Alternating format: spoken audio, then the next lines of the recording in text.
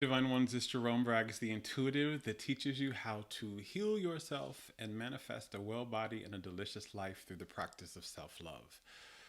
When I first started this video series, I had the intention that I was going to share with you some of my most vulnerable life stories in hope that by me telling this story or sharing this story, you can learn something about for yourself about your own healing journey or your own spiritual growth or your own manifestation journey or whatever. And that was really what I was told in my near-death experience. It was actually the last thing that I got, was that I was going to teach what I learned by how I lived, by like being an example, by showing my life. Now, that's also a lot of times easier said than done. And today's video is an example of that, because I'm going to be sharing some very vulnerable things, some things I've talked about before, but some I may not have in this way. And anytime we share something vulnerable, there's a little nervousness there. So I have just a little nervousness, full transparency in this video.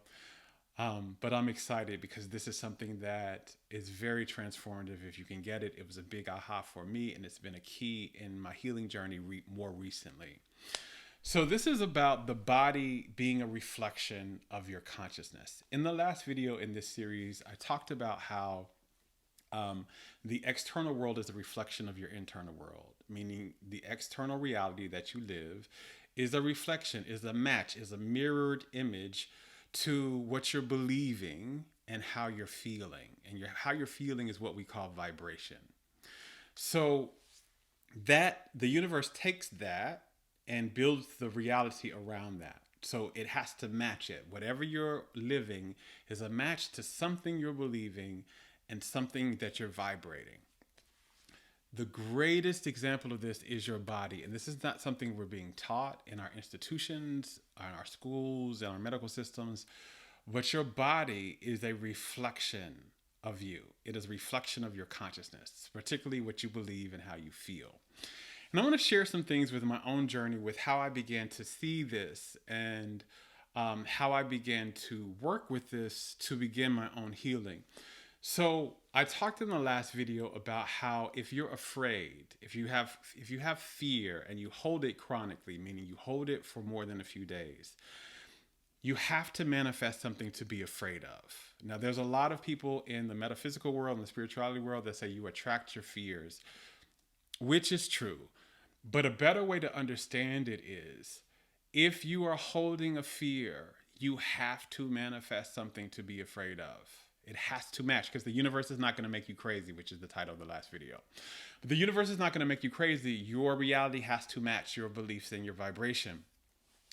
The same goes, so your fears, if you hold them for a while, you have to bring an experience that says you are right to be afraid of that, right? It has to match the fear. And unless you release the fear. Now, if you release the fear and you dissolve the fear, you don't have the fear inside of your body anymore, so something can't manifest because it's not there. The same goes for shame. And this is something that I dealt with the majority of my life. I had a lot of shame, particularly around my body. I was teased a lot growing up. I was a bigger kid, so I was made to feel that my body was not lovable as it was, that there was something wrong with it, that it wasn't attractive, it wasn't desirable, and that I needed to be, and so I felt ashamed. That's really what shame is. Shame says there's something wrong with me, and the thing that is wrong is not lovable, is going to cost me love. And every human being on the planet, every spiritual being having a human experience, your greatest need is to be loved. And so when you believe that there's something that is going to threaten your ability to be loved, there are several things that you do to try to protect that, to try to protect your love. And one of the things that we do is we hide. We'll hide the things we think is wrong. This is what one of my big unloving behavior patterns that I developed growing up was I hid a lot of things about myself that I was ashamed of. And so my body, I would always cover it up. I wouldn't let people see me. I wouldn't take my shirt off at the pool. When I played sports, I would never take my shirt off. I wouldn't wear shorts for a long time because I didn't want you to see my legs. Because I didn't want you to think they were too chubby or whatever. And it went on. Like I hid my sexuality for a long time. I hid my spiritual gifts and my intuitive gifts for a long time. Even after my near death experience, I hid that. I hid the fact that I had a near death experience for a very long time. Hiding became this dominant behavior pattern for which I moved my life. But here's the thing: if you are telling yourself, if you have a belief that there's something that needs to be hidden, there's something about you that doesn't deserve to see the light, that there's something that is wrong with you, and if it needs to be hidden, and if somebody found out about it, you will lose love. Your body has to manifest something to match that. Your body has to. So I talked about your reality, but your body also has to match your internal state. It has to match it. And so there were several things that happened along my journey, in my healing journey, which caused me to wake up to this. It took a few times because I was hard-headed, but I finally got it. And one of the things that happened was, one, I was aware that HIV for me was a manifestation of believing that I needed to hide something about myself, my sexuality, my body, because HIV was something I felt I needed to hide. And this is something that about illnesses that I've been working with people, when I work with people who have a disease or a chronic illness. If you want to get to the root of what that illness is, you really just need to take some time and really ask yourself, how does this make me feel? How does this make me emotionally feel? Right? Do I feel ashamed? Do I feel ugly? Do I feel suppressed? Do I feel imprisoned? Do I feel angry? HIV for me made me feel ugly and like I wanted to hide, right? And like there was something about me that I wanted to keep secret and hide. That was the first kind of thing with, okay, I've been living this life of hiding, and here I am, now my body, I'm living this life feeling like I needed to hide things about myself. And so my body manifested something that I had to hide. The second thing happened when when I was on dialysis, and I first was on dialysis, they wanted to put what's called a fistula in my arm. And that means that's where they would put needles in your arm to draw the blood out and clean it and return your blood during dialysis. But in order to do that, they need to change your veins and your artery system in your arm.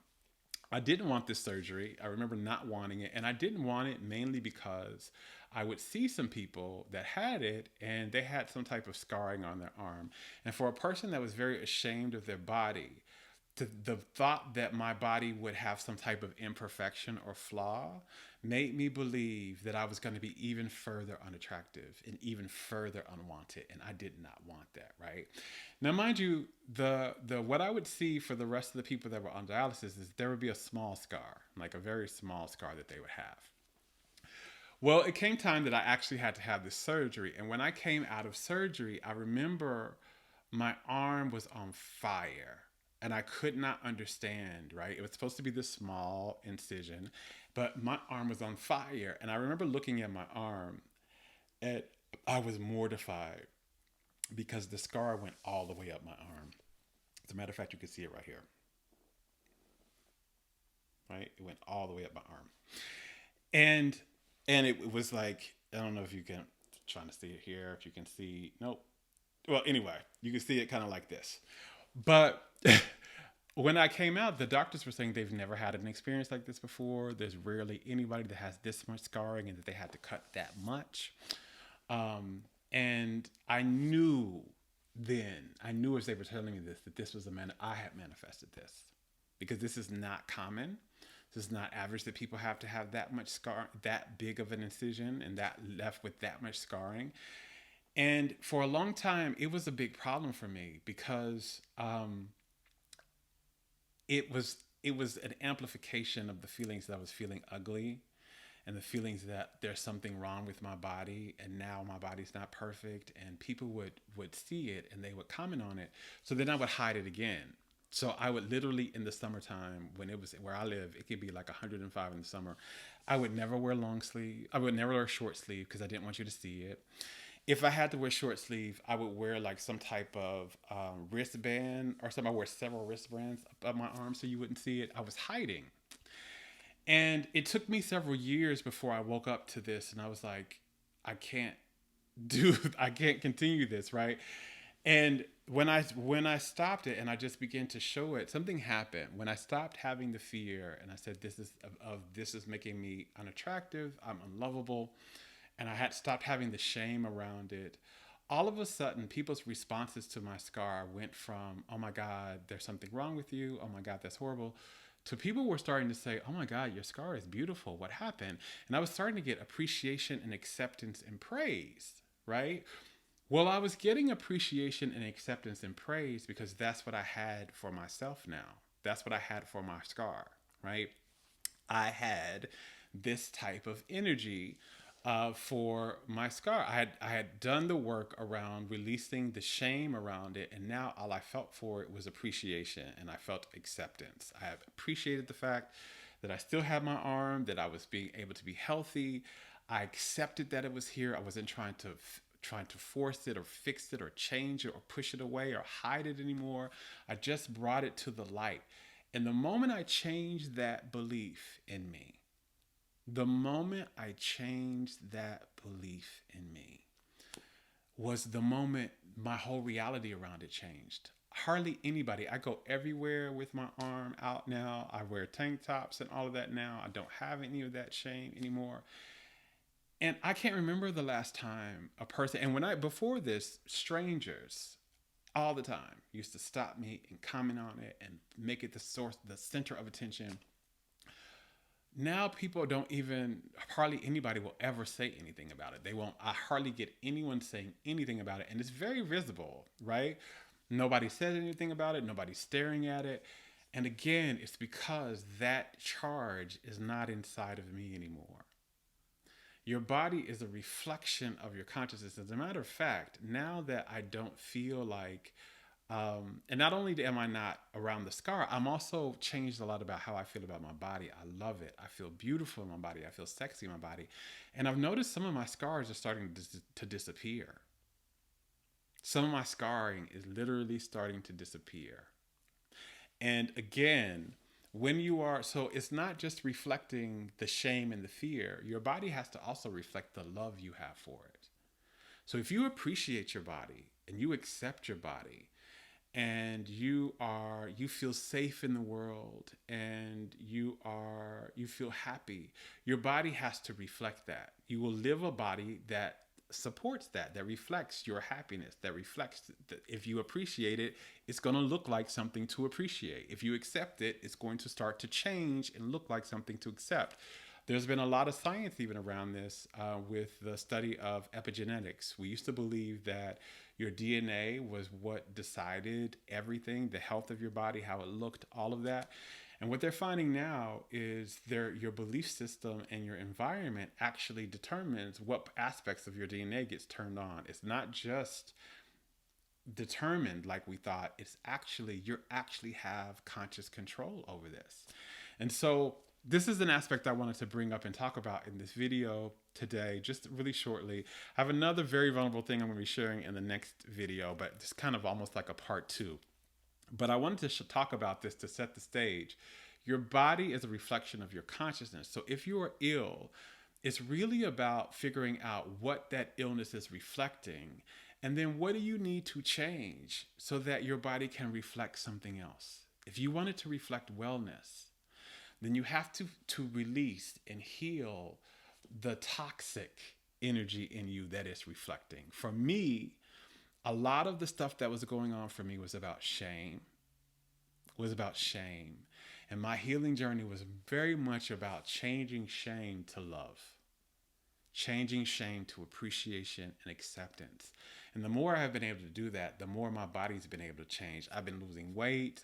My muscles have been defining. Yes, I'm working out, but I was working out before that and it wasn't getting any results. But the moment I changed my belief system and my vibration, all of a sudden the results just started it was almost like a miracle, literally. So that's today. I'll continue with this tomorrow. But until next time, I love you. Now go love yourself.